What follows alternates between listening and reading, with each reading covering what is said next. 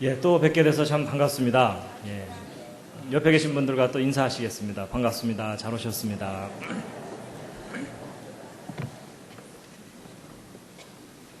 예, 오늘 오신 여러분들을 환영합니다. 시편 24편 1절 말씀인데 함께 한번 읽으시겠습니다. 시작. 땅과 거기에 충만한 것과 다 여호와의 것이로다. 네, 제가 오늘도 꽃을 준비했습니다.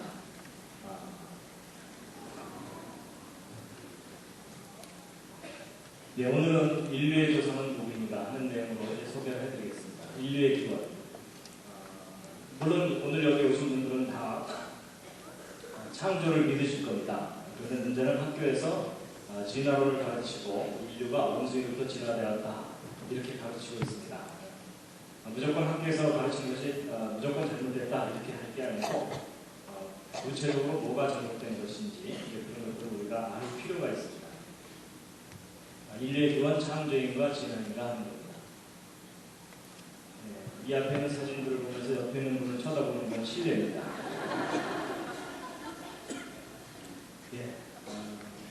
인류의 조상이 원숭이라면 우리는 이 원숭이를 존경해야 됩니다. 그렇죠?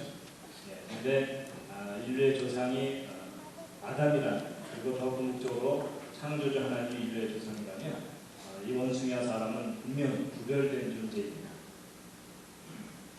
그런데 학교에서는 진화론을 가르치고 성경에서는 인간은 창조됐다라고 가르치고 있습니다.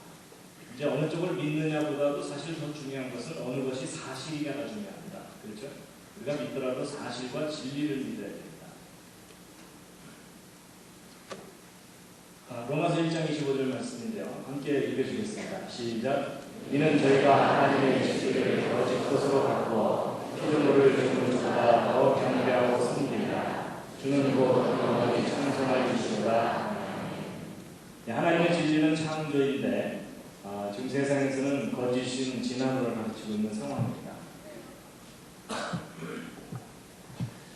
교과서를 보면 진화론을 배웁니다. 그래서 원숭이가 점점 현대인들께 진화를 했고 또 앞으로 이제 어떻게 진화될지 모른다 이렇게 이제 가르치게 된 거죠. 그래서 원숭이가 결국 인간으로 진화되온 거다라고 가르치는데요. 그래서 이제 학교에서 가르치는 인류 진화 기회를 보면 유인원, 그러니까 원숭이 종류로부터 이제 진화를 시작해서 오스트랄로피테쿠스, 그 다음에 호모 하비리스, 이건 이제 도구를 사용하는 존재다. 그 다음에 이제 직립원인, 그 다음에 이제 호모 사피엔스가 그 다음에 나타나서 현대인에 이르기까지 대략 한 500만 년 정도 걸쳐서 원숭이가 인간으로 현대인으로 진화된 거다. 이렇게 이제 학교에서 가르칩니다. 그래서 이제 그런 것들에 대한 증거들이 세계 곳곳에서 발견됐다라고 이제 가르칩니다. 함께 읽으시겠습니다.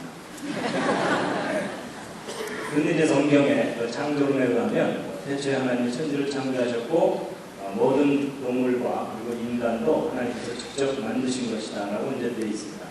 그래서 인간은 원숭이와는 구별되게 하나님께서 따로 만드셨고 하나님의 형상을 담게 만드셨다고 되어 있습니다. 그래서 하나님 주신 재능을 가지고 하나님의 재능을 우리가 누리기도 하고 또 그것을 통해서 하나님께 영광을 돌리는 그런 삶을 살아야 된다라고 성경은 가르치고 있죠. 인류의 기원이 과연 어느 쪽이냐 하는 겁니다. 그런데 인류 기원에 관한 가장 중요한 증거는 화석입니다. 과거에 살았던 사람들이 어떤 모습이냐를 직접 보여주는 증거가 화석이기 때문에 이제 화석이 인류 진화에 대해서 답을 가지고 있다고 할 수가 있습니다. 그래서 이제 화석자들을 좀 이제 설명을 드릴 텐데요. 이제 아마 어른들이 예전에 진화를 배울 때 많이 귀에 익숙한 존재들이 있습니다. 그래서 오스트랄로피테쿠스 기억나십니까? 예, 자바 원인, 국병 원인, 네안데르탈인, 크로마뇽인 뭐 이런 식으로 이제 진화되었다라고 이제 설명을 하면서 예전 학교 교과서를 통해서 배우셨던 그림이 바로 이런 그림들입니다. 기억나십니까? 예, 원숭이에서 사람으로 점점 진화해온 거다. 그래서 두개골도 이렇게 변해왔다 이렇게 얘기합니다. 그래서 이제 보통 이렇게 두개골을 발견하고 나면 이게 어느 정도 진화된 것인지에 대해서 나름대로 결정하고 추정을 하고 그랬는데요. 보통 이제 예전에 뭘 갖고 짐작을 했냐면 이 얼굴의 이 동사각도입니다. 그래서 이게 수직에 가까울수록 현대인이라고 취급을 하고 이게 좀 많이 기울어져 있을수록 원숭이 쪽에 가깝다. 이렇게 판단을 하는 겁니다. 자, 그럼 우리 이제 시험 정신을 발휘하여 옆에 계신 분 옆모습을 한번 살짝 좀 보시죠. 가능한 한 자세를 바로 잡아주시기 바랍니다. 턱을 당기거나 이러지 마시기 바랍니다. 근데 여러분 옆에 있는 분이 얼마나 진화되신 것 같습니까? 근데 이제 보세요. 근데 학교에서 이런 식으로 가르치면 정말 이런 것이 진화의 기준인 것처럼 사람들이 믿게 되거든요. 근데 여러분 사실은 그렇지 않습니다. 여러분 이게 기울어진 것이 진화의 정도라고 한다면 어떤 문제가 생기냐면요. 이분 살아서 발견됐기 때문에 함정이지, 죽은 후에 머리뼈만 발견됐다면 박물관으로 가야 됩니다. 그렇죠? 근데 이분은 수만 년 전 사람이 아니고 현대인입니다. 우리하고 같은 시대에 같이 호흡하고 살고 있는 현대인입니다. 그리고 이분도 만만치 않습니다. 여기를 보면 뭐 수직인 것 같은데 여기를 보면 상당히 기울어져 있죠? 여러분 이게 무슨 말이냐면 현대인의 두개골의 모양이 아주 다양합니다. 그래서 많이 기울어진 사람부터 이제 수직인 사람까지 다 있습니다. 만약에 현대인들은 다 수직이고 그 과거 사람들은 많이 기울어져 있는 것이 그 경향이라면은 이 기울어진 걸 갖고 진화의 정도를 얘기할 수가 있는데 현대인들이 워낙 다양하게 있기 때문에 기울어진 정도를 갖고 진화의 정도를 얘기하는 건 어리석은 일이다라는 겁니다. 그래서 이런 것에 속지 마시기 바랍니다. 심지어 이런 머리도 있습니다. 처음 보시죠? 희한한 머리뼈죠? 근데 실제 저게 과거에 살았던 사람의 두개골입니다. 근데 이게 어디서 발견된 거냐면 남미의 이 페루라는 지역에서 발견된 건데 옛날 그 잉카 사람들이 살았던 그 지역의 유골입니다. 근데 잉카 사람들이 머리뼈가 다 저렇게 생겼던 게 아니고요. 저도 저게 왜 저렇게 생겼었는지 몰랐었는데 몇 년 전에 그 브라질 갔을 때 거기 선교사님이 그 칠레 쪽에서 오신 선교사님이 저거 가르쳐 주시더라고요. 왜 저런 건지. 그 잉카인들 중에 어떤 특수 계층이 자기들의 신분을 아예 구별하기 위해서 아이가 태어나면 머리에다가 이렇게 테두리 같은 걸로 이렇게 꽉 이렇게 맨 겁니다. 그러면 이제 아이가 머리가 자라야 되는데 옆으로는 못 자라니까 위로 솟아 올라가는 겁니다. 그래서 저렇게 아이스크림 콘 같은 콘 헤드가 되는 겁니다. 근데 여러분 저런 것들이 우리에게 무엇을 시사해 주냐면 사람의 두개골이 환경에 의해서도 얼마든지 변형될 수 있다는 겁니다. 유전적인 요인도 있지만 자라는 성장 과정 중에도 얼마든지 변형될 수 있습니다. 그래서 이제 예전 어른들은 부모들이 키울 때 그냥 뉘어서 키우면서 자장자장 이러는 바람에 다 뒤가 거의 절벽입니다. 그렇죠? 근데 요즘은 아이들 머리 동글동글 예쁘게 키운다고 엎어서 키우느라고 머리가 동글동글 예뻐지죠? 이제 그런 겁니다. 그래서 환경에 의해서도 두개골의 모양이 어느 정도 변형이 될 수 있다는 것을 우리가 생각해야 된다는 겁니다. 그래서 두개골의 모양을 갖고 진화의 정도를 이야기하는 것이 그렇게까지 바람직한 것은 아니다라는 것을 이제 말씀드리고요. 그런데 이제 문제는 이제 이런 식으로 이제 두개골을 정렬해 놓는 이유가 뭐냐면 이제 오스트랄로피테쿠스부터 현대인에 이르기까지 진화가 됐다는 것을 이제 설명하려고 하는 것인데요. 여러분 이 오스트랄로피테쿠스라는 말뜻 자체가 뭐냐면 오스트랄로라는 말이 남쪽이란 뜻이고 피테쿠스라는 말이 원숭이라는 뜻입니다. 그러니까 발견된 두개골의 특징이 원숭이 종류에 가깝기 때문에 그렇습니다. 그러니까 사실 오스트랄로피테쿠스는 원숭이 그룹이라고 해도 크게 틀리지 않습니다. 그 다음에 이제 네안데르탈인 크로마뇽인이 있죠? 여러분 전 네안데르탈인 크로마뇽인은 이제 진화론에서 이용할 때는 현대인으로 진화되기 바로 직전 단계다 이렇게 설명을 하거든요. 근데 여러분 이 네안데르탈과 크로마뇽인은 현대인과 다를 바가 없습니다. 보통 그 네안데르탈인이나 크로마뇽의 두개골이 현대인보다 조금 크다, 작다 이런 얘기를 하거든요. 근데 조금 크다, 작다라고 말하는 것은 현대인의 평균 크기보다 크다, 작다는 얘기를 하는 거지 현대인의 범위를 벗어나서 크거나 작거나 한 것은 아닙니다. 여러분 지금도 여러분 주변을 한번 대충 둘러보시면요. 머리가 좀 작으신 분이 있고 좀 크신 분도 계시죠. 그럼 전 세계 사람들을 다 모아놓고 나면 이 머리의 크기가 상당히 큰 차이가 있습니다. 그렇죠? 근데 그렇게 다양한 차이의 중간이 평균이라고 하면 그거보다 좀 크다 작다 이런 얘기를 하는 겁니다.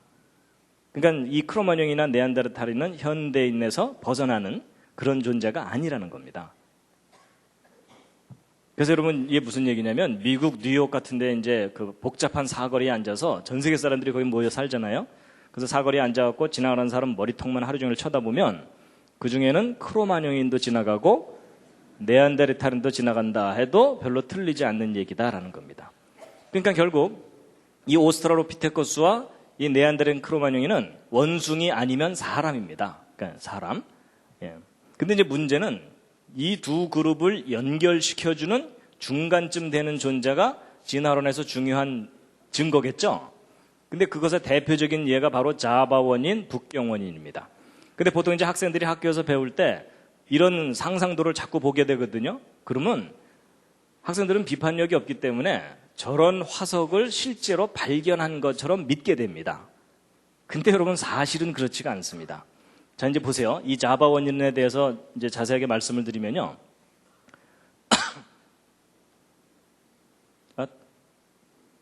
이 사진이 왜 갑자기 먼저 나오죠? 이제 이 자바 원인에 대해서 말씀드리면, 이 자바 원인은 1891년에 네덜란드의 유진 뉴버라는 사람이 진화론을 너무나 강렬하게 믿고 있었기 때문에 자기는 진화의 증거를 찾으러 가겠다 그러면서 인도네시아 자바 섬에 갔습니다. 거기 가가지고 여기저기 뒤지다가 이제 뼈들을 발견했어요. 인간의 화석이라고 여겨지는 뼈들을. 그래서 이제 그걸 발견한 걸 가지고 이제 자바 원인이 여기 살았었다라고 발표를 했고, 그 발견된 뼈를 근거로 해서 이런 상상도를 만든 겁니다. 이 그림을 보면서 또 옆에 있는 분을 쳐다보는 것도 실례입니다. 그래서 이제 학생들은 교과서를 통해서 저런 그림을 자꾸 보게 되면 정말 과학자들이 저런 뼈를 대부분 발견한 것처럼 믿습니다. 근데 여러분 그 유명한 자바 원인에 대해서 실제 발견된 자료는 이 많은 사람의 200개가 넘는 뼈 중에 도대체 몇 퍼센트나 발견하고 나서 자바 원인에 대해서 발표한 걸까요? 혹시 아십니까? 여러분 그 유명한 자바 원인에 대해서 실제 발견된 화석 재료는 이게 전부입니다. 좀 어이가 없으시죠? 근데 이건 사실이에요. 그 유명한 자바 원인에 대해서 발견된 건 머리 덮개 부분의 뼈 일부하고 허벅지 뼈 하나, 그리고 이빨 몇 개, 끝. 그런데 이걸 가지고 이런 존재가 살았다고 사람들로 하여금 믿게 만든 겁니다. 근데 여러분 이걸 갖고 이걸 만들어내려면 뭐가 필요하겠습니까? 믿음이 필요합니다. 저도 예전에 이 사실을 몰랐을 때는 과학자들이 상당히 근거 있는 자료들을 충분히 발견하고 나서 발표하는 줄 알았어요. 근데 아닙니다. 자바 원인에서 발견된 이게 전부인데 더 자세하게 이제 알고 나면은 더 화가 나실 겁니다. 여러분 이 머리덮개뼈 발견한 바로 옆에서 허벅지뼈를 발견한 게 아니고요. 이 머리덮개뼈 발견한 지점으로부터 15m 좀 떨어진 지점에서 허벅지뼈를 발견했습니다. 그러니까 머리덮개뼈 저쪽 끝에서 발견했으면 허벅지뼈는 이쪽 끝에서 발견한 겁니다. 그리고 이빨 몇 개 발견한 거기 때문에 나머지 다른 뼈들은 없어요. 그렇다는 얘기는 저 뼈들이 그 자리에 그대로 있던 뼈들이 아니라 어디서부턴가 휩쓸려 와서 널려 있는 뼈 중에 일부라는 뜻입니다. 이해가 되시죠? 그럼 사실 이 두 개가 같은 개체의 것이라고 단정할 수도 없어요. 그렇죠?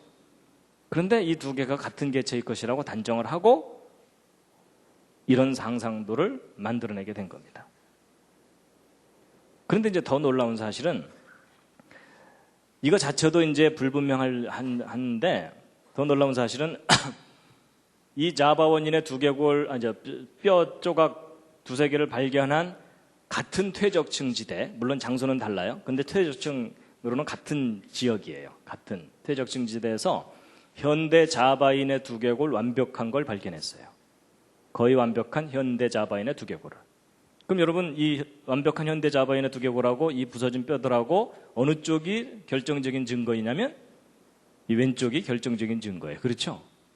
사실 이 현대 자바인의 두개골이 발견된 이상 이 뼈들은 별 의미가 없는 뼈들이에요. 그렇죠? 근데 일반 사람들이 이 뼈 발견한 것에 대해서는 잘 모르고 이 부서진 뼈 두 개로 근거해서 만든 그 자바 원인만을 사람들이 믿고 있다는 겁니다. 이걸 우리가 다 알아야 됩니다. 이런 구체적인 사실을 모르기 때문에 그냥 가르치는 대로 진화에 대한 확실한 증거가 있는 것처럼 사람들이 알게 되는 겁니다. 그래서 이제 그 자바 원인에 대해서는 그 뼈 일부만 발견된 거고요.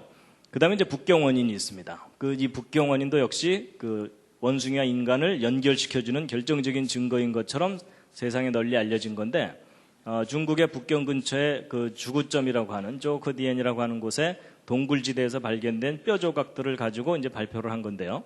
근데 이제 이 동굴에서 발견된 뼈들의 상당수, 거의 대부분은 전쟁 중에 분실됐습니다. 그래서 원본이 없어져 버린 상태입니다. 지금 현재는. 그래서 일부 파편만 남아있는데 그 파편 남아있는 게 이게 전부입니다.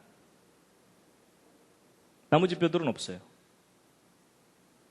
그렇게까지 확실하고 믿을 만한 증거를 갖고 이 북경 원인에 대해서 이야기하고 있는 게 아니라는 겁니다. 그러니까 원숭이 종류와 사람을 연결시켜주는 결정적인 증거라고 했었던 것들이 사실은 이렇게 부실한 자료들이다라는 것을 여러분이 이제 확인을 하셔야 된다는 겁니다.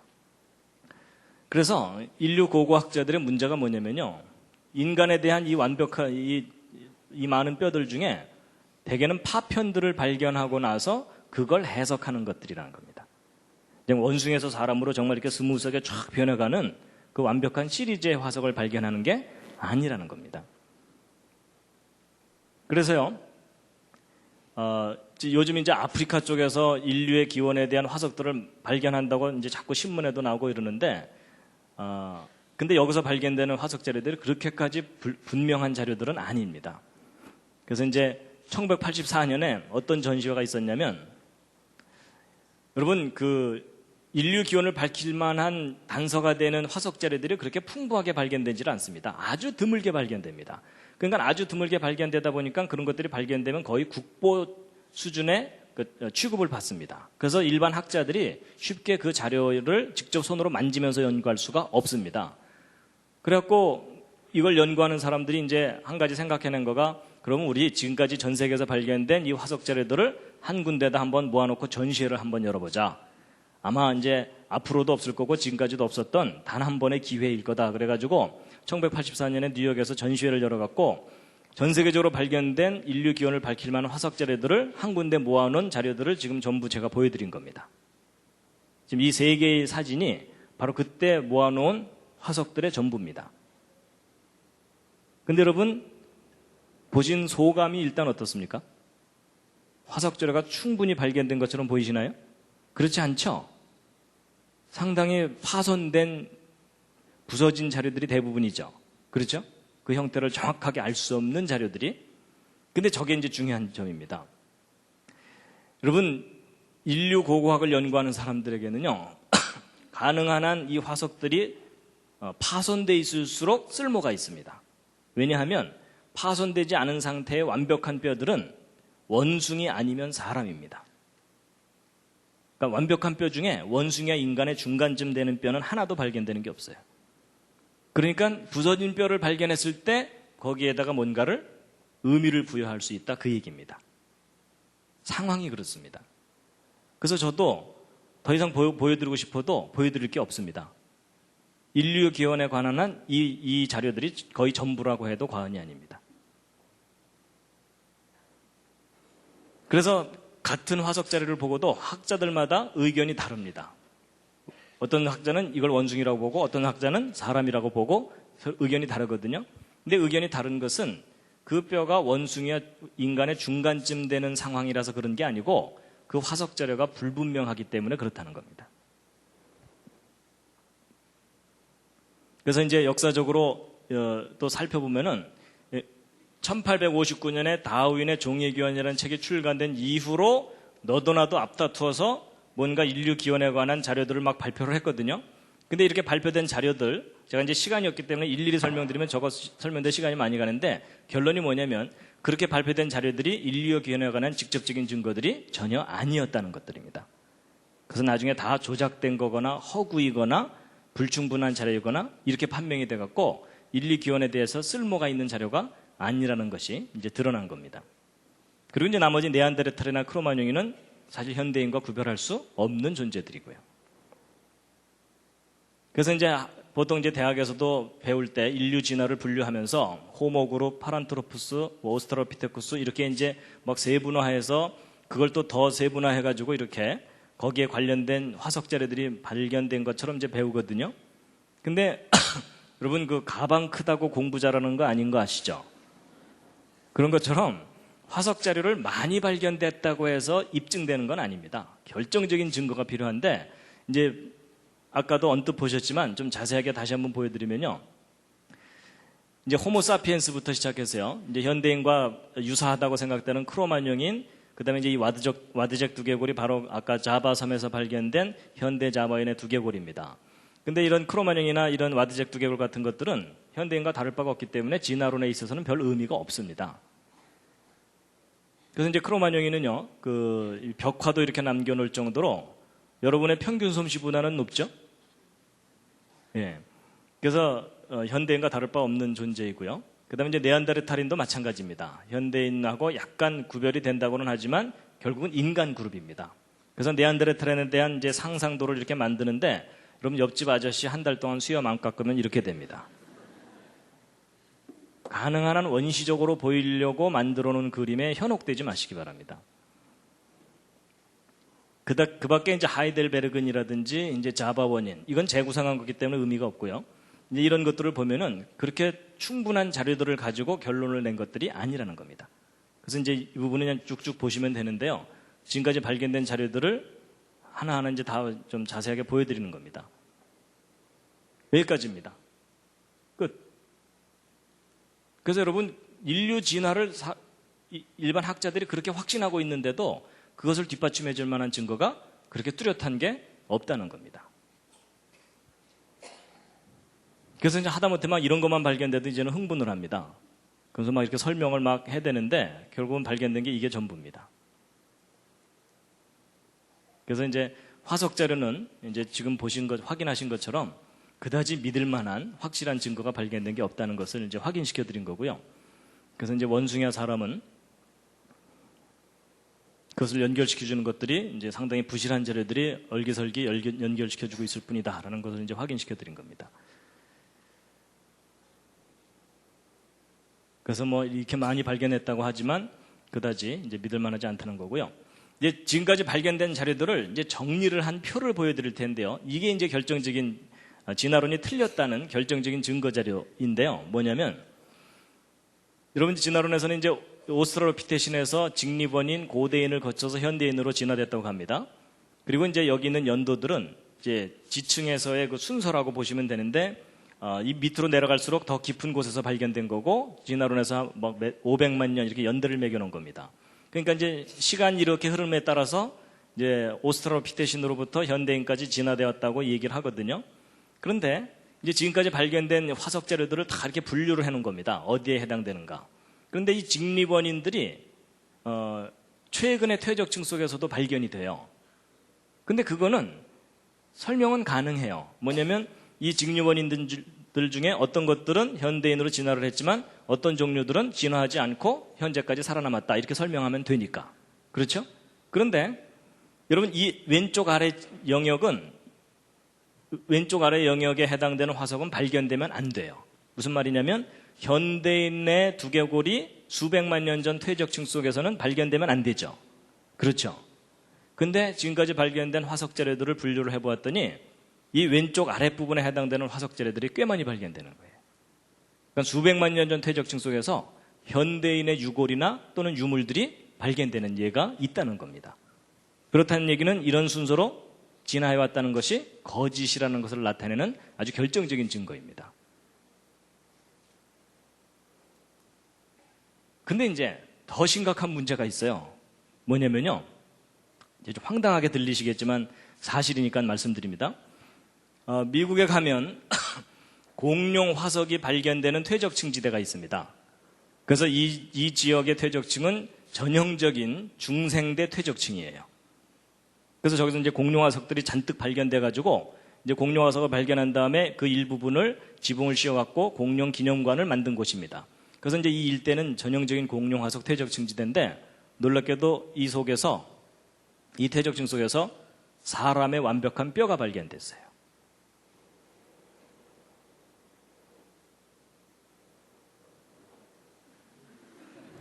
제가 지금 표정을 살피는 겁니다.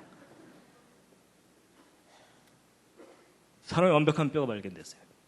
그래서 그 나코다 샌드스톤이라고 하는 전형적인 중생대 퇴적층 속에서 최소한 10명의 사람 화석이 발견된 거예요. 공룡이 살았다고 하는 중생대 퇴적층에서. 그럼 여러분 이게 뭘 의미하는 거겠습니까? 그럼 인간이 중생대부터 살았다 이렇게 우겨야 되나요? 근데 그건 말도 안 돼요. 수천만 년 전에 인간이 살았다는 얘기는 진화론에서도 안 하거든요. 그렇죠? 그럼 어떻게 이런 화석이 발견될 수 있냐는 겁니다. 여러분 이 중생대라는 시대는 지금부터 2억 3천만 년 전쯤 시작돼갖고 6,500만 년 전에 중생대가 끝나면서 공룡들도 이때 다 멸종했다라고 하는 그런 시대예요. 근데 이 시대 퇴적층 속에서 사람의 화석이 발견된 거예요. 발견됐다니까요.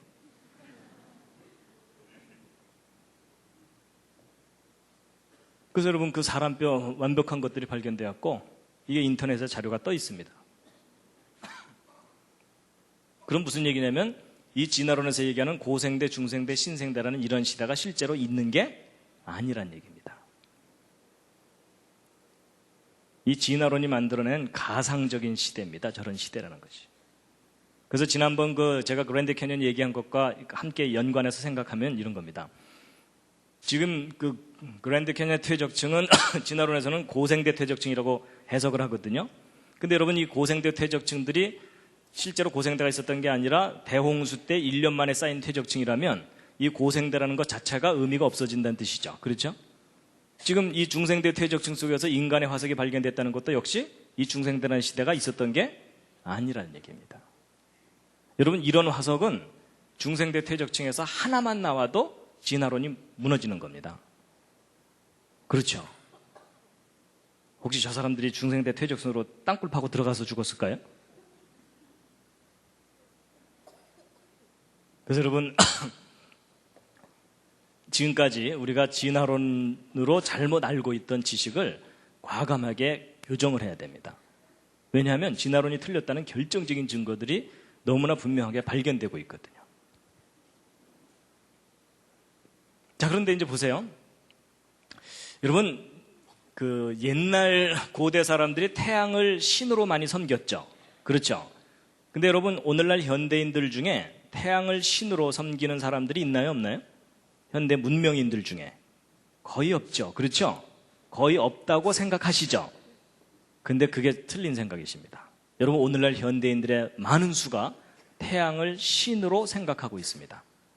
이게 무슨 뚱딴지 같은 얘기냐? 뚱딴지 같은 얘기가 아니고요. 잘 보세요.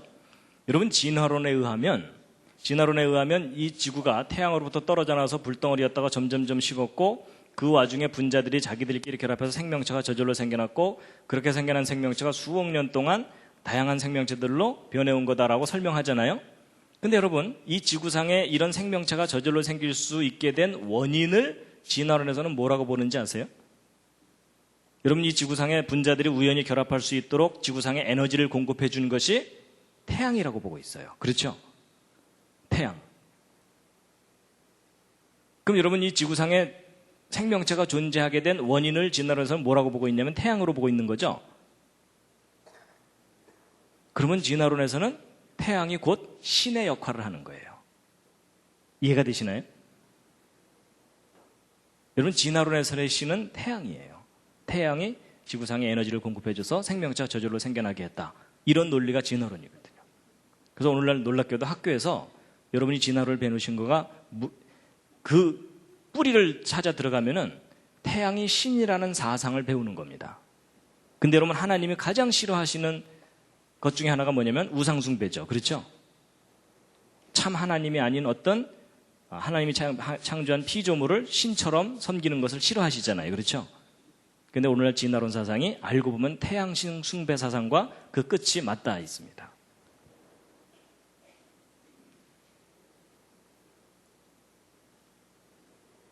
근데 이것을 학교에서 공공연하게 가르치고 있는데 어찌 보면 교회가 그것에 대해서 한마디 말을 못하고 있는 겁니다. 로마서 1장 25절 다시 한번 읽으시겠습니다. 시작. 이는 저희가 하나님의 진리를 거짓 것으로 바꾸어 피조물을 조물주보다 더 경배하고 섬김이라. 주는 곧 영원히 찬송할 이시로다. 아멘. 예, 그래서 이제 지금 이제 첫 번째 그 이야기에서는 제가 그 인류 진화에 대한 확실한 증거가 없다라는 것을 이제 확인시켜 드렸고요. 이제 그 다음 주제가 있는데 오늘은 네 가지 주제를 이제 이렇게 말씀을 드릴 겁니다. 연결해서. 그 다음 주제는 뭐냐면요. 여러분 창세기 4장 22절에 우리가 좀 진지하게 생각해 봐야 될 구절이 있습니다. 함께 한번 읽으시겠습니다. 시작. 실라는 두발가인을 낳았으니 그는 동철로 각양 날카로운 기계를 만드는 자요 두발가인의 누이는 나아마이었더라. 여러분 동과 철로 날카로운 기계를 만들었다 그랬죠? 누가? 두발가인이요. 그렇죠? 그럼 여러분 두발가인 때부터 청동과 철을 사용했다 그 얘기잖아요. 근데 여러분 저 두발가인이 어느 시대 사람인지 아십니까? 갑자기 당황이 되시죠? 예.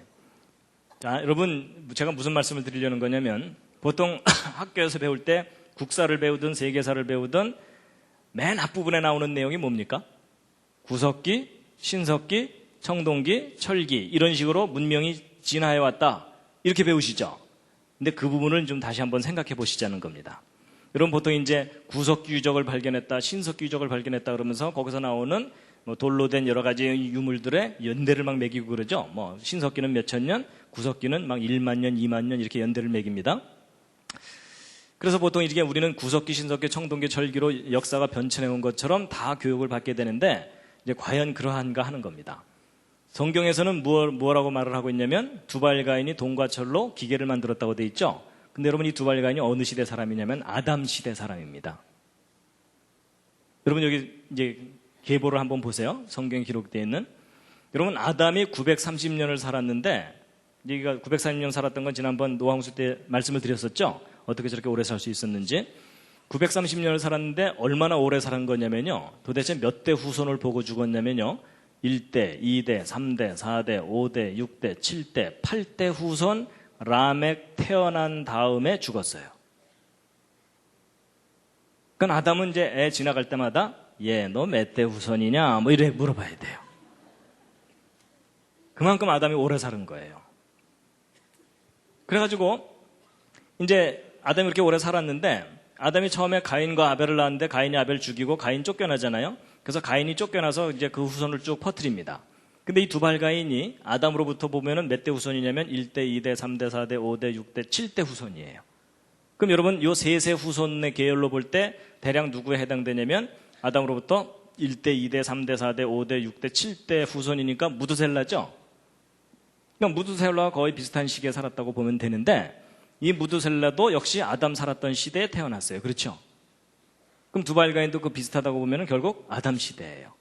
근데 아담 시대에 이미 동과 철로 기계를 만들었다고 돼 있어요. 그러니까 성경대로 한다면 구석기 시대, 신석기 시대가 따로 있었던 거예요? 없었던 거예요? 없었던 거예요. 인간은 처음부터 동과 철을 사용했던 거예요. 그러니까 여러분 무슨 얘기냐면 성경을 믿으려면 철저하게 성경대로 생각해야 됩니다. 보통 많은 사람들이 성경과 진화론이 짬뽕이 돼 있어요. 그렇죠? 근데 이걸 세탁하셔야 됩니다. 그리고 이제 보통 많은 사람들이 또 무슨 생각을 하냐면요. 예를 들어 노아가 방주 지을 때 상당히 원시적인 방법으로 방주를 만드느라고 고생 꽤나 했겠다. 이런 생각 드시죠? 그게 바로 진화론적인 잘못된 생각입니다. 여러분 이 아담부터 노아 때까지 사람들이 900살 이상을 살았다는 걸 한번 잘 생각해 보세요. 여러분 오늘날도 100살 가까이 살면서 제정신만 유지하면 상당히 높은 지혜와 지식을 갖게 되죠. 그렇죠? 근데 저 시대에 900살 이상 살았다면 전공이 한 20개쯤은 되는 거예요. 그렇죠? 그러니까 우리하고는 비교할 수 없이 뛰어난 지혜와 능력을 가진 사람들이었다라고 생각하셔야 됩니다. 그리고 여러분 아담이 얼마나 그 머리가 좋은 사람인지 성경에 나옵니다. 아세요? 여러분 하나님께서 아담 만드신 다음에 아담에게 숙제를 주셨죠. 무슨 숙제? 동물들 이름 짓는 거예요. 여러분 동물들 이름 짓는 게 쉬울까요? 어려울까요? 어렵습니다. 여러분 사자 앞에 앉혀놓고 귀염둥이 뭐 이럴 수 없잖아요. 그렇죠. 여러분, 어떤 존재의 이름을 지으려면 그 존재를 정확하게 파악해서 그 인상을 뉘앙스까지 말로 표현해 줘야 돼요. 그렇죠? 그러면 뛰어난 직관과 분석 능력, 그리고 확실한 언어 구사 능력이 있어야만 이름 짓는 일이 가능해요. 그렇죠? 그래서 여러분, 인간의 능력 중에 가장 뛰어난 능력 중에 하나가 어떤 존재의 이름을 짓는 일입니다. 근데 하나님이 바로 그걸 숙제로 주신 거예요. 근데 아담이 동물들 이름을 다 지어줬다는 얘기겠죠? 그렇죠? 근데 이름 짓는 것도 뛰어난 능력이 필요하지만 그 이름 다 외워야 되는 거 아세요? 그렇죠? 아담이 동물들 이름 짓다가 원숭이, 닭, 말, 양, 개, 돼지 뭐 이러다가 야, 너 아까 이름이 뭐였지? 뭐 이러면은 그날내로 안 끝나요. 안 끝나는 정도가 아니라 에덴 동산에서는 일대 혼란이 벌어집니다. 왜냐하면 이제 며칠 후에 사자가 씩씩거리면서 와갖고 아담이 그저께는 나보고 개라 그러더니 어제는 닭나귀래. 그럼 난 내 이름이 뭐야? 뭐 이러면서 얼마나 화를 내겠어요. 근데 여러분, 그 아담이 그 모든 동물 이름을 다 지어주고 그걸 어떻게 했을 것 같아요? 그대로 다 기억했겠죠? 부러우시죠? 그렇죠? 여러분, 그랬던 아담이에요. 근데 여러분, 그랬던 아담에 비하면 지금 현재 여러분과 저는 지금 어떤 상태입니까? 처참한 상태입니다. 들으면 나가고 그나마 여러분 학창 시절을 회개하셔야 되는 거가 선생님 열심히 가르칠 때 대부분의 시간이 절전 모드. 최소한의 에너지로 최대의 시간을 버틴다. 뭐 그러니까 학교 졸업하고 나서도 정리도 안 되고 뭐 기억나는 것도 없고 다 까먹으셨죠? 그러니까 여러분, 과거 사람들이 우리보다 지혜가 떨어졌고 원시적이었을 거다라는 생각은 진화론적인 생각입니다. 성경은 오히려 반대로 얘기해 주고 있어요. 우리의 조상이 정말 하나님을 닮았던 기가 막힌 존재였는데 망가졌다고 얘기해 주고 있습니다. 근데 여러분, 솔직히 어느 쪽으로 인정하세요? 망가졌습니다. 그렇죠? 옆에 있는 분 다시 한번 살짝 보시겠습니다. 망가졌죠? 네. 그러니까 우리는 서로에게 뭐라고 얘기해야 돼요? 잘 돌봐줄게 이러셔야 되는데. 근데 이제 보세요. 성경에는 처음부터 동과 철을 사용했다는 겁니다. 그럴 정도로 인간이 지혜로운 존재였었습니다. 그래서 이제 성경 역사를 보면은 아담 때부터 청동과 철을 사용해서 쭉 온 거예요.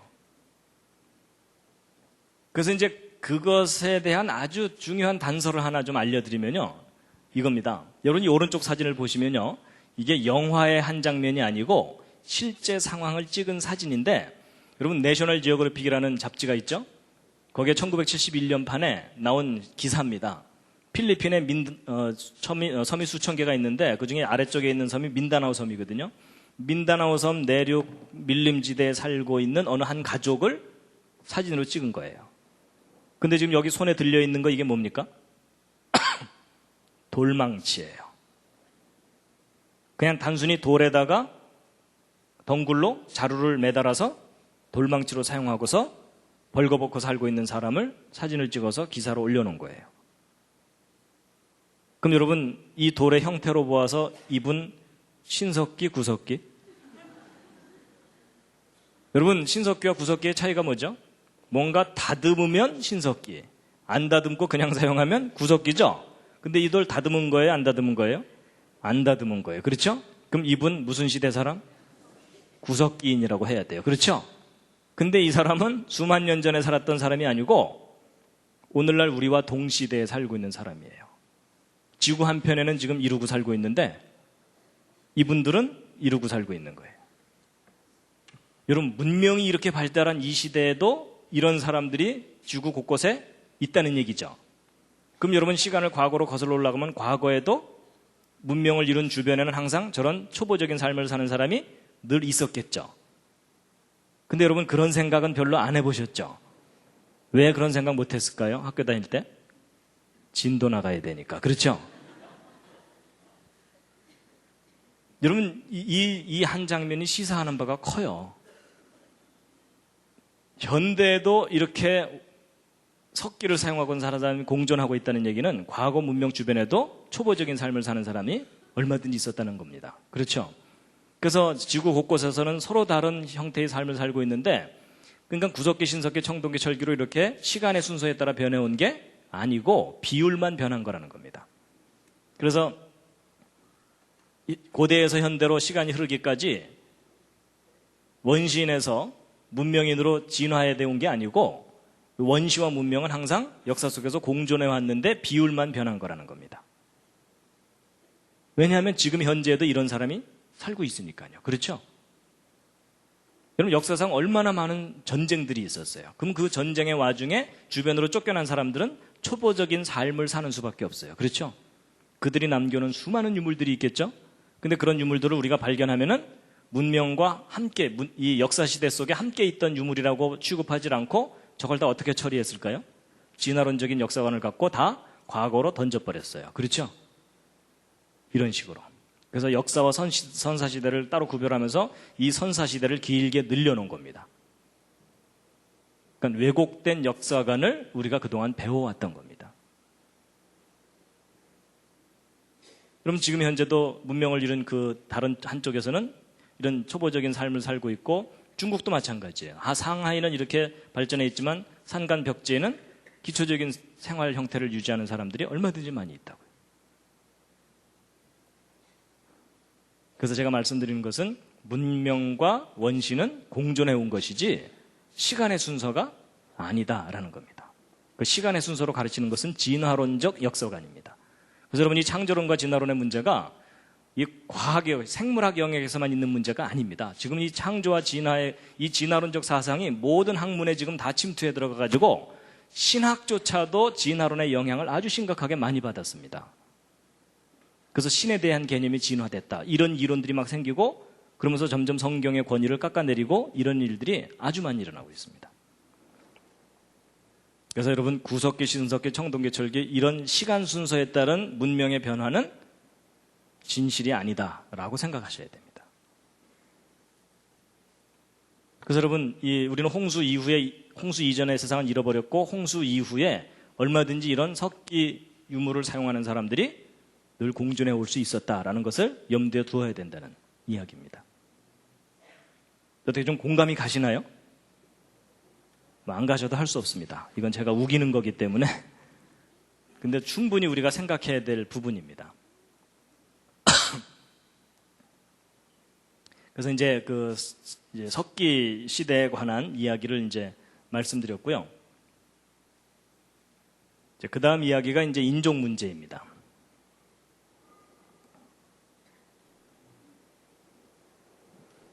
자, 잠시 기지개를 한번 쫙 켜시겠습니다.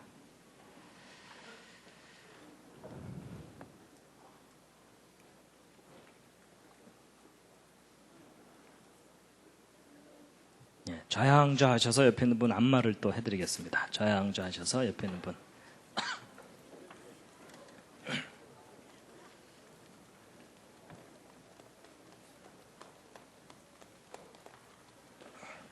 예, 늘 그렇듯이 옆에 앉은 분이 오케이 할 때까지입니다.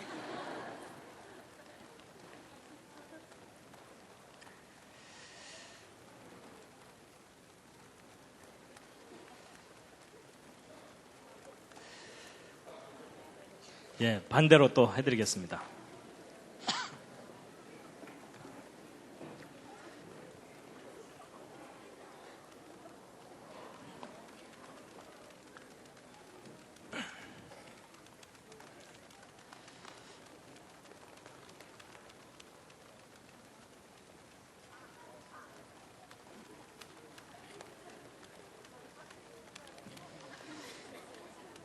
예, 됐습니다.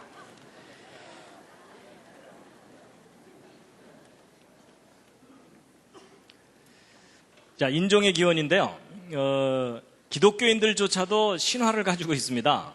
그렇죠? 하나님께서 인간을 만드실 때 흙으로 만드신 다음에 마지막 단계에서 구워야 되는데 너무 많이 구워서 까맣게 탔고 그 다음에는 이제 실패작이라서 다시 한번 구워야 되는데 이번엔 조바심이 나서 너무 일찍 꺼내는 바람에 덜 익어서 허옇고 그 다음에 세 번째 단계에 이제 가장 좋은 레시피를 가지고 구운 존재가 이제 황인종이다. 그래서 가장 노릇노릇 잘 익은 근데 그 얘기는 황인종들이 지어낸 말입니다. 사실 이제 아담으로부터 출발했다면 아담의 후손으로서 어떻게 이렇게 다양한 인종들이 나올 수 있겠느냐 하는 것이 의문입니다. 그렇죠? 예. 그런데 좀 더 구체적으로 생각하면 지금 현재 지구상에 살고 있는 모든 사람들은 노아의 가족 8명의 후손입니다. 그렇죠? 홍수 이전 사람들은 다 죽었으니까. 그러면 이제 결국은 문제가 노아의 가족 8명으로부터 어떻게 흑인종, 백인종, 황인종이 나올 수 있느냐, 이걸 우리가 좀 이해를 해야 됩니다. 그렇죠? 그래서 인종은 되게 크게 나눠서 백인종, 흑인종, 황인종, 그리고 이제 호주 사람들이 좀 특이하거든요. 그래서 이제 크게 이제 4그룹으로 이렇게 분류를 하는데요.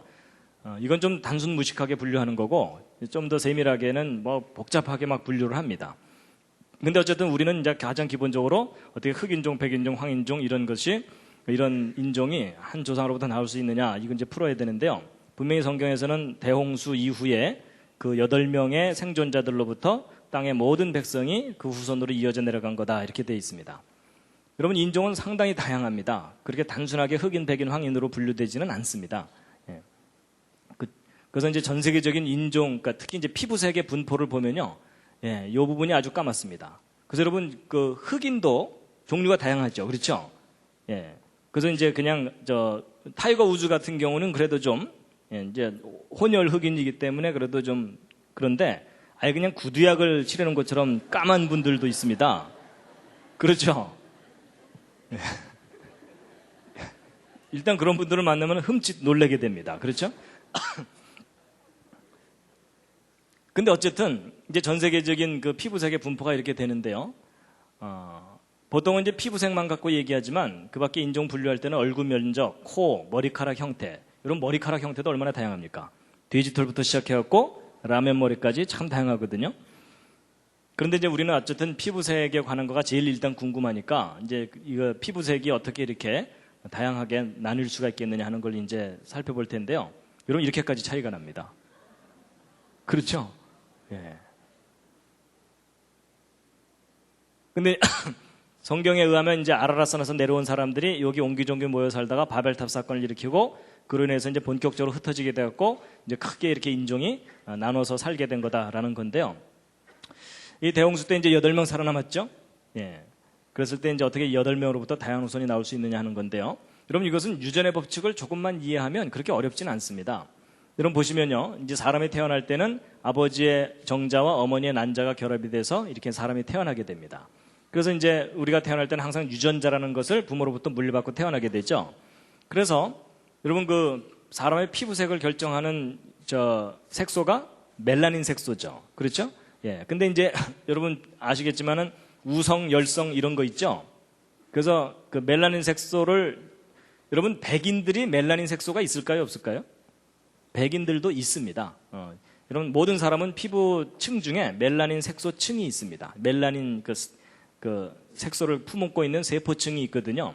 그런데 이제 그 멜라닌 색소를 많이 만들어낼 수 있는 유전 정보를 우성이라고 하고, 멜라닌 색소를 조금밖에 만들어내지 못하는 걸 열성 정보라고 하자고요. 그래서 이제 남자와 여자가 결혼을 해서 자식을 이제 낳게 되는데, 자 보세요. 여러분, 예를 들어 순수한 흑인 여자와 순수한 백인 남자, 하여튼 순수한 흑인과 순수한 백인이 결혼을 하게 되면 이제 자식을 낳게 될 텐데요. 여러분, 사람의 일반적인 몸에 있는 세포는 체세포라 그래가지고 유전 정보가 이제 이런 식으로 들어있는데, 그 생식세포, 정자와 난자 같은 것들은 요 앞에서 하나, 뒤에서 하나의 조합으로 갖고 있게 됩니다. 근데 뭐 이 경우는 이제 앞에 하나, 뒤에 하나 이렇게 조합을 해봤자 다 똑같으니까 우성만 이렇게 갖고 있는 난자가 만들어지겠죠. 그 다음에 이제 이 남자는 이제 열성 정보만 갖고 있기 때문에 열성 정보만 들어있는 정자를 만들어낼 거예요. 그렇죠? 그래서 이제 여러분, 순수한 흑인과 순수한 백인이 결혼해서 자식을 낳으면 어떤 색깔의 아이가 나올까요? 옆에 있는 분과 한번 상의해 보시기 바랍니다. 순수한 흑인과 순수한 백인이 결혼해서 자식을 낳았다. 무슨 색깔이 나올까요? 혹시 얼룩이가 나올까요? 아니면 점박이? 근데 여러분, 이렇게 해서 결혼을 하면요, 중간색이 나옵니다. 뮬레토 브라운이라고 하는 중간색이 나오는데, 이 뮬레토라는 말이 이제 혼혈이란 뜻이고 브라운은 갈색이란 뜻이거든요. 왜냐하면 완전히 우성도 아니고 완전히 열성도 아니기 때문에 그 중간이 나오는 겁니다. 이렇게 나와요. 근데 이제 이런 뮬레토 브라운들끼리 결혼하면 어떻게 될까요? 뮬레토 브라운들끼리 결혼하면 어떻게 되냐면 여러분 요 앞에서 하나 뒤에서 하나의 조합으로 만들어진다 그랬으니까 우성만 들어있는 난자가 만들어지기도 하고 열성만 들어있는 난자도 만들어지겠죠. 그리고 중간도 만들어지고요. 근데 이쪽도 마찬가지겠죠. 그래서 이 둘이 결혼하잖아요. 그럼 그 자녀들이 컬러풀해집니다. 그래서 이 두 사람이 결혼해갖고 그냥 우리는 하나만 낳자 이럴 경우에는 확률적으로 볼 때 그냥 갈색이 나오겠죠. 근데 이 두 사람이 이제 결혼해갖고 약속하기를 우리는 힘 닿는 데까지 계속 낳아보자 이러면서 한 수십 명을 줄줄줄줄 낳으면 그 중에 까만 아이도 나오고 하얀 아이도 나오고 중간색도 다양하게 나와요. 그러니까 이 두 사람 아이 낳을 때마다 얼마나 신났겠어요. 그렇죠? 낳을 때마다 색깔이 다르니까 또 낳아보자 또 낳아보자 이러면서 그냥 계속 나왔을 거 아니에요. 근데 여러분 이건 유전의 법칙이기 때문에 반드시 이렇게 돼요. 근데 여러분 이 표가 우리에게 상당히 중요한 걸 알려줍니다. 여러분 부모는 분명히 외형적으로 색깔이 똑같죠. 그렇죠? 외형적으로 볼 때는 같은 인종이잖아요. 근데 자식을 낳았더니 다양한 인종이 갑자기 확 튀어나오죠. 그러니까 여러분 인종이 나눠지는데 수천 년이 걸려요? 아니면 일대만 해도 나눠질 수가 있어요? 단 일대만 해도 인종이 나눠질 수가 있다는 거예요. 그러니까 유전의 법칙을 알면 인종이 분리되는 것은 너무나 쉬운 일이에요. 그 대신 부모가 이런 우성과 열성을 다 갖고 있어야 되죠. 그렇죠? 근데 어쨌든 같은 부모 밑에서 다양한 인종이 순식간에 나온다라는 겁니다. 근데 이제 이렇게 낳은 자녀들끼리 모여 살다가 세상은 넓고 할 일은 많다 이래가지고서 뿔뿔이 흩어져서 산다고 치자고요. 예를 들어 이 우성 정보만 가진 자녀들끼리 유럽에 올라가서 아프리카 쪽으로 가서 자식을 막 낳으면 그 후손들 어떻게 될까요? 구두약 집안이 되는 겁니다. 그리고 이 열성 정보를 가진 자녀들끼리 유럽 쪽으로 올라가서 서로 자식을 많이 낳으면 어떻게 되겠어요? 그 집안은 가래떡 집안이 되는 겁니다. 그렇죠?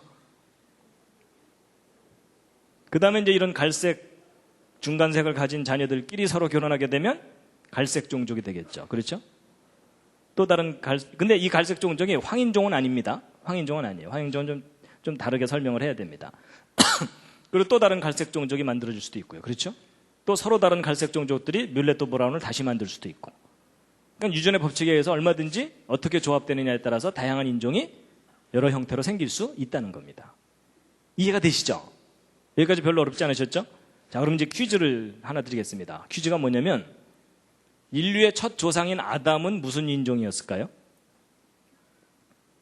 흑인종, 백인종, 황인종 중에 어떤 인종이었을까요? 옆에 있는 분과 한번 또 상의해 보시기 바랍니다. 도움이 별로 안 되시더라도 상의를 좀 해주시기 바랍니다.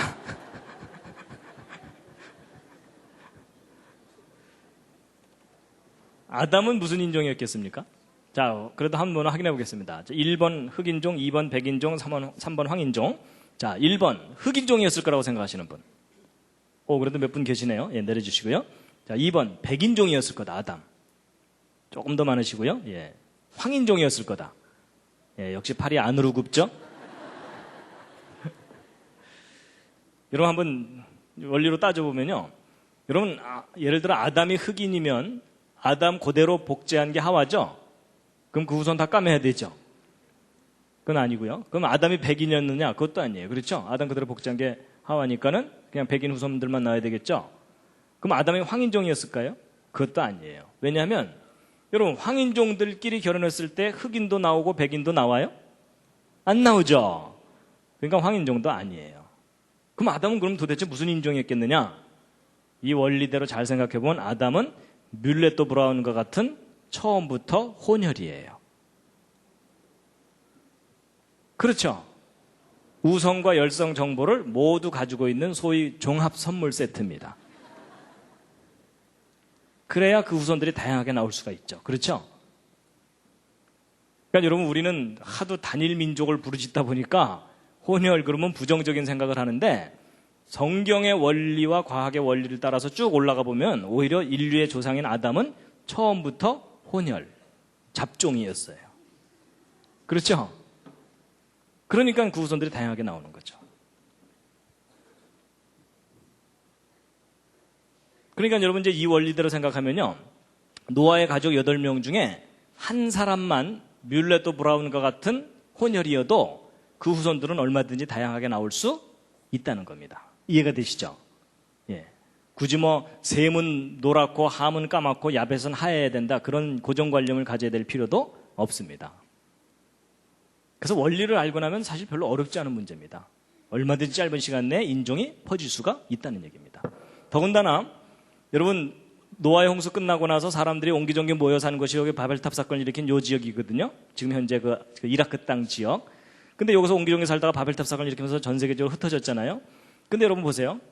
여기서 모여 살던 사람 중에 이런 우성 정보를 가진 사람 한 쌍만 아프리카 쪽으로 가도 그 후손들은 다 까매져요. 그렇죠? 굳이 뭐 수만 명이 함께 몰려가야 될 필요가 없어요. 한 쌍만 가도 돼요. 그 다음에 이쪽에서 이 열성 정보를 가진 사람 한 쌍만 위로 올라가도 여긴 다 하얘지겠죠? 근데 특히 이 지역이 유럽과 아프리카와 아시아의 중간지대예요. 그렇죠? 그러니까 여기서 한번 헤어지고 나면 한동안 서로 만날 기회가 없는 거 아시죠? 그렇죠? 예. 그래서 여기서 이렇게 인종이 흩어지게 된 거다라고 보고 있는데 이제 이렇게 얘기하면 어떤 분들은 가끔 그런 질문을 해요. 그럼 왜 하필이면 흑인들이 밑으로 내려가고 백인들이 위로 갔나요? 뭐 이러시거든요. 그걸 제가 어떻게 합니까?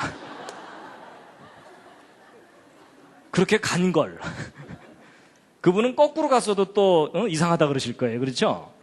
예, 그건 뭐 확률과 통계의 문제이기 때문에 얼마든지 뭐 흑인이 위로 갈 수도 있고 그건 그럴 수가 있어요. 그렇죠? 예. 그래서 기본 원리를 알고 나면 그렇게 어려운 문제가 아닙니다. 근데 제가 지금 이제 쭉 설명할 때 황인종 얘기는 별로 안 했죠.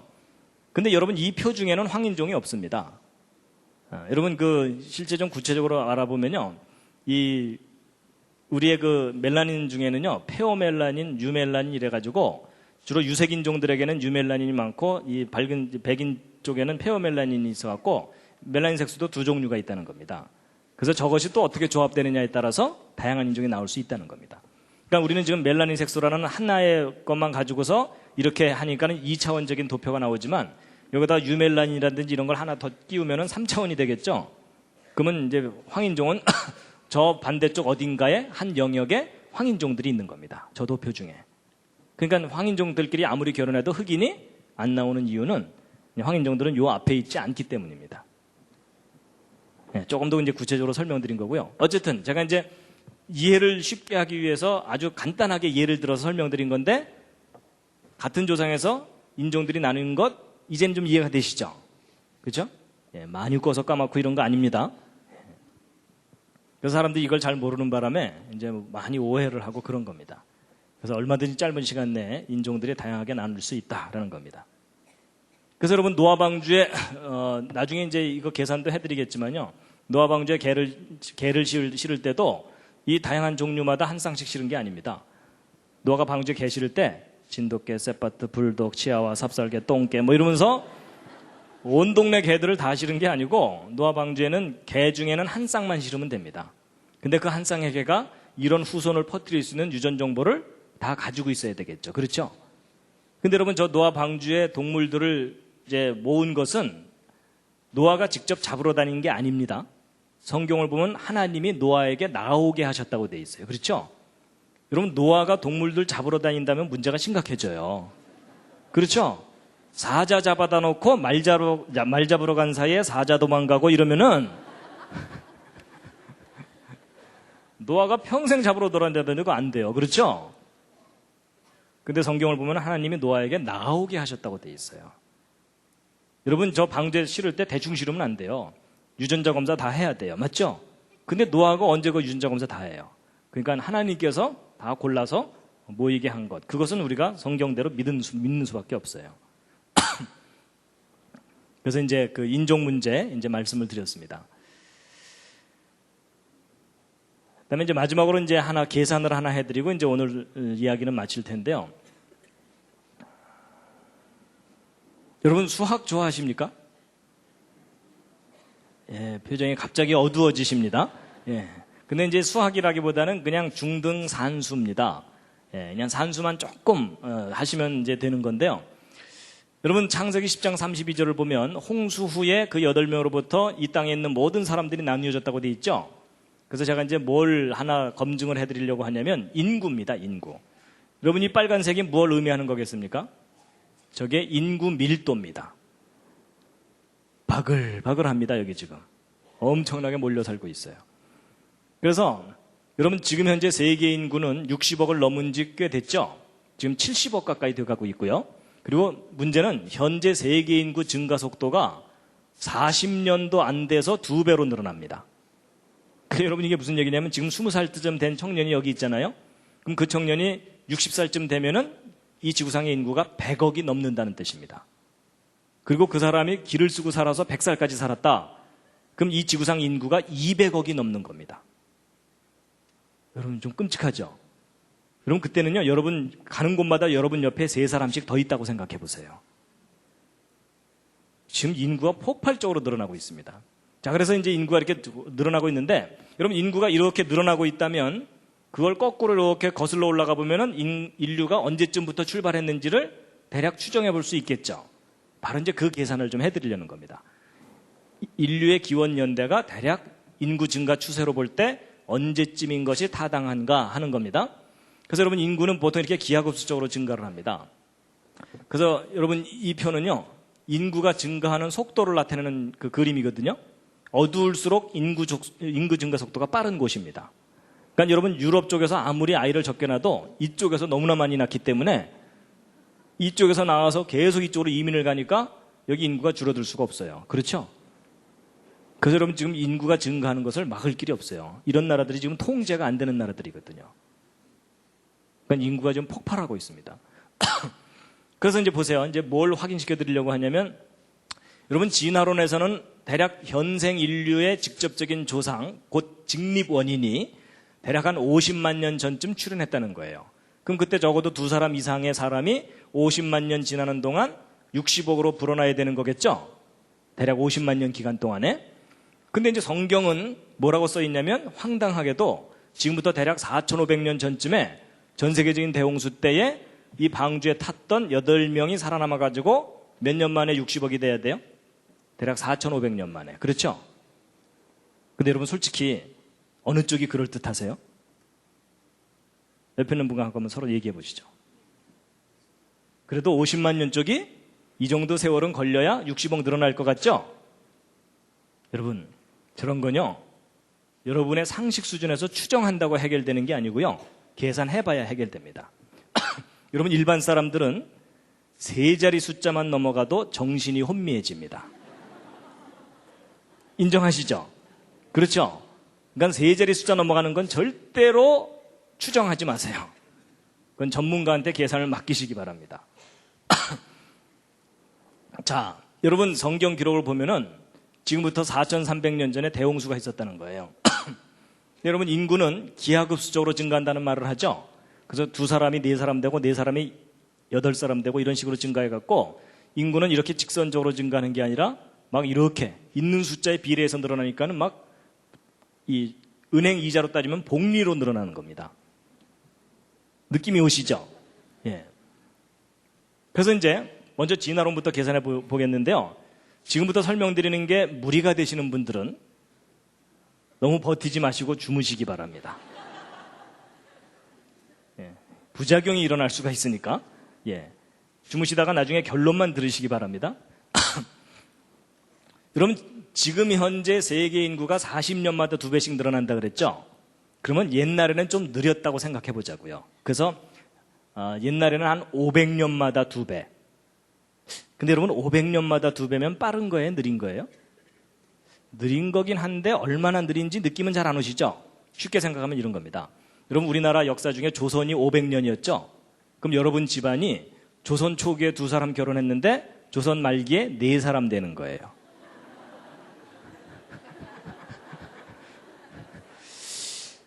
그 집안 문제가 심각한 집안이죠? 아마도 그 집안은 대대로 역적 집안이었을 가능성이 높습니다. 그래서 숫자가 좀 불어나면 역적 모의를 했다가 발각이 되는 바람에 멸문지화 중에 3족을 멸하는 멸문지화 중에 뒷문으로 애기 하나 뭐 이런 거 있죠. 그랬다가 이제 산에 들어가서 어떻게 살다가 숫자가 또 불어나가지고 또 한 번 도전했다가 이번에도 발각이 되는 바람에 이번에는 담 너머로 애기 하나 뭐 이런 식으로 하여튼 기구한 운명을 해야 겨우 2사람, 4사람 될 거예요. 근데 어쨌든 그렇게 느린 속도로 인구가 증가한다고 계산해 보자고요. 그럼 여러분 처음에 2명이 500년 후에 4명, 1000년 후에 8명 이렇게 불어나겠죠? 그럼 대략 5000년 지나면 1000배 정도로 불어나요. 그럼 이제 50만 년 동안 계속 불어날 테니까 50만 년 지난 후에는 몇 명이 되겠느냐 하는 거예요. 근데 여러분 여기 보시면은 2, 4, 8 이게 뭐냐면 2의 1승, 2의 2승, 2의 3승 이렇게 되니까 결국 요 위에 있는 지수만 계속 늘어나는 거예요. 그렇죠? 500년마다 1씩. 그러니까 2의 n승으로 늘어나는 건데 이걸 우리는 이진법에 약하니까 10진법으로 바꿔줘야 되죠? 그래서 이제 이진법을 10진법으로 바꿔주는 게 바로 이거거든요? 그럼 이걸 이제 풀어야 돼요. 근데 여러분 제가 다음 말을 하는 순간 여러분 머리에서 쥐가 나실 겁니다. 이걸 풀려면 어떻게 해야 되냐면 양변 로그를 취하면 여러분 지금까지 들으신 설교 중에 로그 이야기 한 적 없으셨죠? 어느 목사님도 그렇죠? 예, 나도 오늘 특이한 날입니다. 양변 로그를 취하면 여러분 이 지수가 앞으로 튀어나갑니다. 그럼 이제 n 로그 2는 k 로그 10이거든요. 근데 로그 10은 그냥 1이니까 없어지고요. 그 드디어 이제 우리가 k를 구할 수 있는 찬스가 왔어요. n 값과 로그 2 값만 알면 돼요. 그렇죠? 그럼 이 n 값은 뭐냐면 500년마다 1씩 늘어나니까 50만 년이 500년의 몇 배인지를 계산하면 돼요. 그렇죠? 그러면 대략 한 1000 정도 돼요. 그럼 n 값을 우리가 이제 구한 거예요. 그럼 이제 로그 2만 알면 되죠? 로그 2가 얼마죠? 예배 시간에 이런 걸 물어볼 줄은 모르셨죠? 이 로그 2는 0.30 너덜너덜 이렇게 됩니다. 그러니까 대략 0.3이니까는 이게 대략 얼마냐면은 1000에다가 0.3을 곱하니까 300 정도 되는 거예요. 드디어 우리가 고대하던 K 값을 구한 거예요. 그럼 10의 몇 승? 10의 300승. 여러분 이게 무슨 얘기냐면 50만 년 전에 2사람이 500년마다 2배라는 아주 느린 속도로 늘어나도 50만 년 지난 지금 현재 세계 인구는 10의 300승명이 돼야 된다라는 이야기예요. 근데 여러분 10의 300승이 어떤 숫자인지 아세요? 일자 하나 쳐놓고 동그라미 300개 친 숫자예요. 그걸 10의 300승이라고 해요. 여러분 지금 현재 세계 인구를 넉넉히 잡고 100억이라고 봐도 그게 10의 10승이에요. 일자 하나 쳐놓고 동그라미 10개 친 거. 근데 여러분 500년마다 2배씩만 불어나도 10의 300승명으로 불어난다니까요. 여러분 이런 계산 안 해보셨죠? 그러니까 안 하니까 50만 년이 그럴듯해 보이시는 거예요. 이게 지금 황당한 숫자입니다. 저도요 10의 300승이 감이 안 잡혀갖고 제가 어느 날 계산을 해봤어요. 저 감을 좀 잡기 위해서. 무슨 계산을 해봤냐면요 이런 계산인데 아주 심심한 날 했어요. 제가 평소에는 저런 계산 안 합니다. 아주 심심한 날 제가 했는데 이거 무슨 계산이면 이런 겁니다. 사람을 모아가지고 지구만한 덩어리를 만들려면 몇 명 필요한가 이런 계산을 해본 거예요. 저를 정상으로 안 보시는 표정이십니다. 근데 여러분 보세요. 지구 반경 6370km니까는 부피를 구하려면 3분의 4 파이 r 3승 해야 되는 거 아시죠? 이과분들은. 그렇죠? 예, 아시죠? 그래서 이제 계산한 게 뭐냐면요. 지구의 반경 아니까 부피 구했고, 그 다음에 사람의 부피를 구해야 되는데, 사람은 모양이 복잡하니까 구하기가 어려워요. 그래서 쉽게 생각했어요. 키, 어깨 너비, 가슴 두께를 구하면 한 사람 들어갈 수 있는 관 사이즈가 나와요. 이제 그것을 사람의 부피라고 그냥 대충 계산을 한 거예요. 그래서 이제 한 사람의 이렇게 부피를 계산한 다음에 요 숫자를 요거로 나누면 돼요. 그랬더니 몇 명 필요하냐면 10의 21승명 필요해요. 여기 9가 있으니까 10의 22승 정도 되는 거거든요. 근데 저 10의 22승명이 이 천체 물리학자들이 이 우주 안에 있는 별의 숫자 정도 된다고 하는 숫자가 바로 저 숫자예요. 그러니까 결국 사람을 이 우주 안에 있는 별의 숫자만큼 모으면 지구만한 덩어리가 된다 그 뜻이에요. 근데 여러분 아무래도 300승 되려면 멀었죠? 그래서 이게 지구 갖고 해결이 안 되는구나 그래서 이번엔 태양 갖고 했어요. 지구보다 100배 크거든요, 지름이. 그러니까는 태양 갖고 해봤더니 10의 28승명. 이게 무슨 얘기냐면 사람을 10의 28승명 모으면 태양만해진다 그 뜻이에요. 그래도 300승 되려면 멀었죠? 그래갖고 이번에는 태양계. 무슨 얘기냐면 태양을 중심으로 해서 수금, 지화, 목토, 천해, 명왕성까지를 반지름으로 하는 거대한 우주공을 만들어 놓고 거기다가 사람을 집어넣으면 몇 명 들어가는가 이런 계산한 거예요. 여러분 제가 그날 얼마나 심심했는지 아시겠죠? 그리고 계산해 봤더니 10에 39승명 들어가요. 그래도 멀었죠? 그래서 이번에는 일광년. 일광년이면요, 빛의 속도로 1년간을 간 거리만큼의 큰 공을 만들어 놓은 거예요. 그리고 거기다 사람 집어넣은 거예요. 그랬더니 10에 49승명 들어가요. 그래서 이것도 안 되는구나. 우리 은하계. 여러분, 우리 은하계는요, 이 반경이 5만 광년이에요. 요 중심에서 요 가장자리까지 가려면 빛의 속도로 5만 년을 가야 돼요. 지구는 여기서 3만 광년 떨어진 곳에 있어요. 근데 이런 우리 은하계만한 공을 만들어 놓고 거기다 사람 집어넣으면 몇 명 들어가는가 계산해 봤더니 10에 64승명밖에 안 들어가요. 그러니까 여러분 이게 얼마나 황당한 숫자인지 이제 감이 오시죠?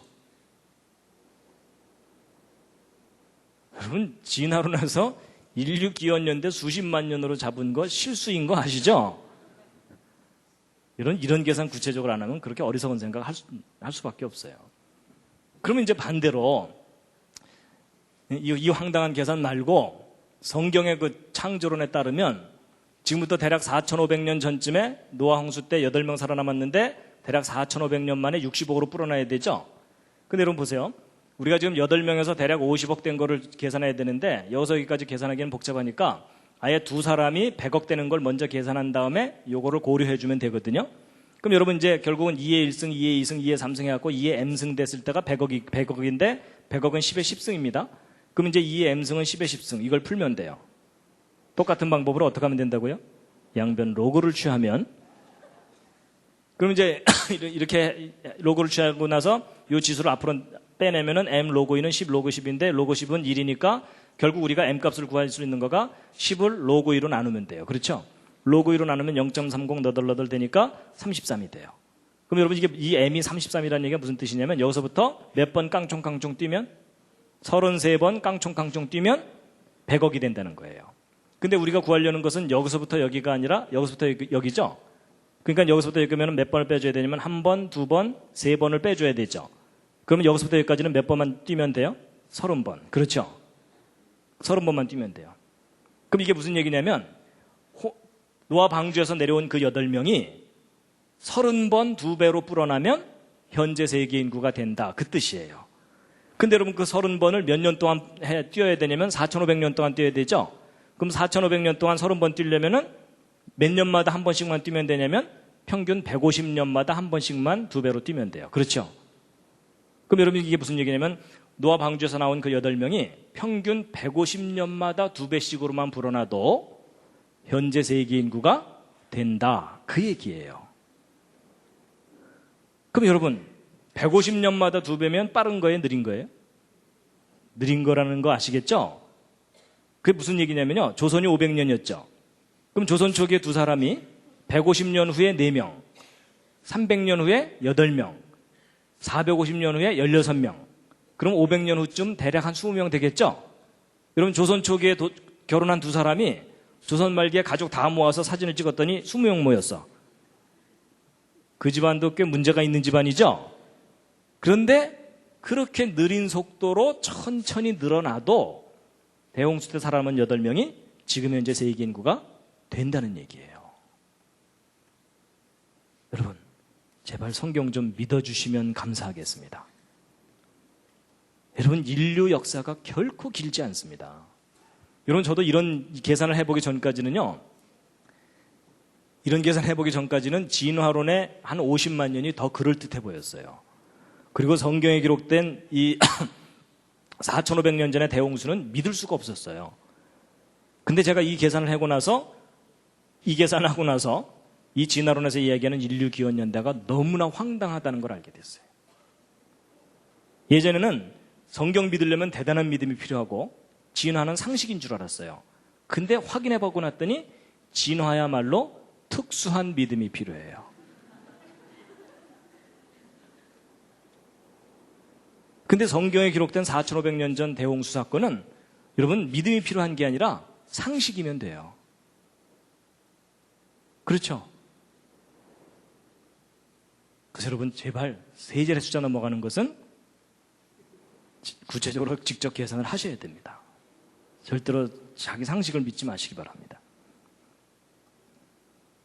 그래서 이제 대홍수 때 살아남은 사람들이 현재까지 세계 인구가 충분히 된다는 얘기입니다. 오히려 저는 왜 150년마다 2배씩 그렇게 느리게 늘어났나? 여러분 얼마나 인간이 전쟁과 질병과 이런 걸로 고난의 세월을 지냈는지를 오히려 얘기해 주는 거예요. 그렇죠? 그래서 여러분 성경 역사가 맞습니다. 우리 인류 역사 결코 길지 않습니다. 그래서 여러분 50만 년 다시 한번 좀 확인해 드리면요 이런 겁니다. 여러분 이 파란색으로 된 요 긴 기간을 50만 년이라고 보면 그 중에 10분의 1에 해당되는 거가 5만 년이죠. 요것에 또다시 10분의 1에 해당되는 요 주황색으로 된 요 부분이 5천 년이죠. 그렇죠? 그럼 이 5천 년을 좀 늘려서 이렇게 해놓고 여러분 이 5천 년 아까 8명이 50억 되는데 4,500년 걸렸으면 2명이 100억 되는 데는 5천 년쯤 걸리겠죠? 그럼 결국 무슨 얘기냐면 처음 두 사람을 5천 년만 가만히 내버려두면 100억으로 늘어난다는 얘기예요. 그 후손이. 근데 문제는 이렇게 100억 늘어나고 난 다음에 계속 50만 년을 유지할 수가 없죠. 그럼 이 사람들 멸종해야 되는 거 아시죠? 한번. 그때 한 쌍의 남녀가 다시 살아남아갖고 또 5천 년 동안 또 100억이 또 늘어나요. 그리고 또 멸종해야 되죠. 그래서 이런 멸종을 몇 번 해야 돼요? 100번 해야 돼요. 그렇죠? 그래야 이 50만 년 역사가 설명이 돼요. 아니면 어떻게 설명해야 되냐면 여기서는 10,000년에 2배씩 늘어나다가 5,000년에 2배씩 늘어나다가 1,000년에 2배씩 늘어나다가 그 다음에 500년에 2배씩 늘어나다가 100년에 2배씩 늘어나다가 최근에 와서 40년에 2배씩 늘어났다 이렇게 얘기되거든요. 근데 여러분 10,000년에 2배씩 늘어나는 거 믿으려면 무슨 믿음이 필요하다고요? 특수한 믿음이 필요해요.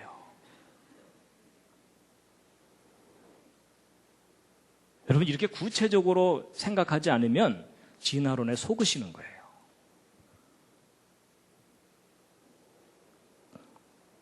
내가 수학 모른다고 트릭을 쓰는 거 아니냐 이러실까 봐 제가 계산한 거 다 확인시켜 드립니다. 여러분 제가 지난번 노아홍수 이야기할 때 언뜻 무슨 말씀을 드렸냐면 대홍수 때 아담의 후손이 몇 명까지 불어났겠느냐 이런 퀴즈를 드린 적이 있었죠. 그때 대략 최소 10억에서 최대 100억 정도로 살았을 거다라고 말씀드린 적이 있었죠. 솔직히 그때 믿으셨어요? 안 믿으셨어요? 믿고는 싶지만 그게 이해는 안 되셨을 거예요. 그렇죠? 근데 여러분 이 계산이 바로 그겁니다. 잘 보세요. 이게 처음 두 사람이 50년마다 2배씩 늘어나는 속도로 늘어났다고 할 때 늘어난 인구를 쭉 계산한 건데 1600년 만에 170억으로 늘어나요. 그러니까 여러분 노아 홍수가 아담 창조된 이후로 1656년에 있었던 홍수거든요. 그러니까 창조 후 1656년에 있었던 홍수가 노아의 홍수예요. 근데 여러분 아담의 후손들이 50년마다 2배씩으로만 늘어나도 1600년 만에 170억이 되는 거예요. 그러니까 제가 그때 설명드릴 때 최소 10억에서 100억이 넘을 수도 있다라는 말씀을 드렸었거든요. 실제 그게 가능해요. 왜냐면 지금 현재는 더군다나 여러분 아담은요 900살 이상 살았잖아요. 그리고 가인, 아벨, 셋까지 낳고 그만 난 게 아니고요. 그 후 800년을 지내며 자녀를 낳았으며 이렇게 돼 있어요. 여러분 맨 처음 창조됐을 때는요 지구는 넓고 할 일은 많은데 사람은 없으니까 가능한 한 많이 낳아야 돼요. 그렇죠? 그러면 인구 증가가 엄청나게 빠르게 됩니다. 근데 그렇게 많던 그 사람들이 대홍수로 멸망당한 겁니다. 그러니까 하나님께서 인간을 그대로 놔두면 매번 멸망당할 수밖에 없어요. 맞죠? 그러니까 하나님께서 이 인류를 구원하는 방법은 인간 스스로 구원될 수가 없기 때문에 하나님이 직접 이 땅에 오셨던 겁니다. 차라리 내가 죽자. 이해가 되시나요? 차라리 내가 죽자. 이런 오신 거예요. 40년마다 2배면요 더 빨라요. 1600년 되면은요 1조가 넘어버려요.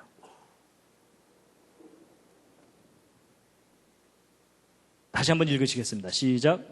홍수 후에 이들에게서 땅의 열국 백성이 나뉘었더라. 자, 오늘은 이제 인류의 기원에 대해서 이런저런 이야기를 해드렸는데 마지막 꽃다발입니다.